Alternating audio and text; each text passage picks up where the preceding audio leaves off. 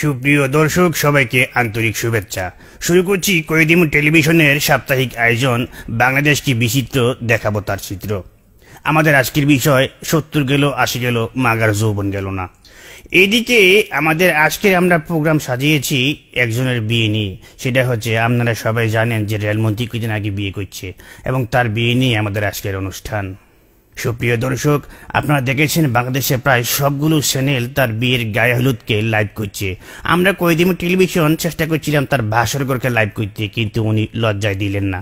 যাগুয়া স্বামী দিকে আগুয়া, আমরা চলে যাচ্ছি আমাদের প্রোগ্রামের ভিতরে। শুরুতেই তার বিয়ে নিয়ে আমরা শুনবো কিছু বিশিষ্টজনদের মতামত। আসলে 70 বছরের ইঞ্জিনের সাথে নতুন বগি কিভাবে চলবে আমার বুঝে আসে না।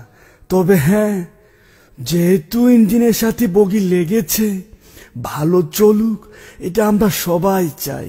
তবে হ্যাঁ, পদ্মা সেতু কিন্তু হবেই। হ্যাঁ, না এখন ওই মাটি পরীক্ষা চলছে, পদ্মা সেতু হবে এবং সেই সেতুর উপর দিয়ে এই বগি এবং ট্রেন কিন্তু চলবে। এই নিয়ে রাজনীতি করার কিছু নেই। আসলে মজিব ভাই এই বয়সে বিয়ে করেছে, আপনি তো কয়দিন পরে ঠিকই মারা যাবেন, কিন্তু মেয়েটি কি করবে, সে তো জ্বলে পড়ে মরবে। যাই হোক, বিয়ে যেহেতু করেছেন, আপনাকে একটাই পরামর্শ দেব আইনজীবী হিসেবে। আপনার যদি কোনো সমস্যা হয়, আপনাকে আমি একটাই পরামর্শ দেব, আপনি কলিকাতা হারবাল বা মাদ্রাজ হারবালের কাছে যাবেন। হ্যাঁ, না লাকি মলম তো আমি অন্য কাজে ব্যবহার করি, এটা এই কাজে না। সাংবিধানিক এবং গণতান্ত্রিক ভাবে একটি দেশের যে কোনো লোক 70 কি 80 এটা কোনো যায় আসে না, সে বিয়ে করতেই পারে। আমিও চেষ্টা করেছি সর্বসাফল্যভাবে।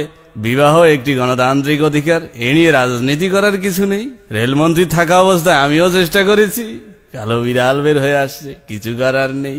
প্রিয় দেশবাসী, আপনারা দেখেছেন এই সরকার কি করেছে।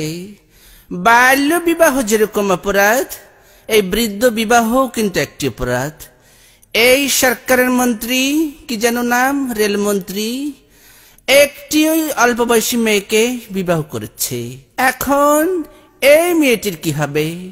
যাই হোক, আমরা ক্ষমতায় গেলে ওকে রিমান্ডে নিয়ে হাত পা বেঁধে দেখব কত জোর হয়েছে। আমরা তীব্র নিন্দা জানাই। আগামী ঈদের পর তীব্র আন্দোলন হবে। হ্যাঁ, ঈদের পর কোন ঈদ সেটা জানিয়ে দেব। সুপ্রিয় দর্শক, সবার কথা শুনে আমার একটা জিনিস মনে হচ্ছে, কবি বলেছিলেন আমাদের দেশে হবে সেই ছেলে কবে যে 70 কিংবা 80 বছর বয়সে বিয়ে করতে যাবে। সবাইকে ধন্যবাদ।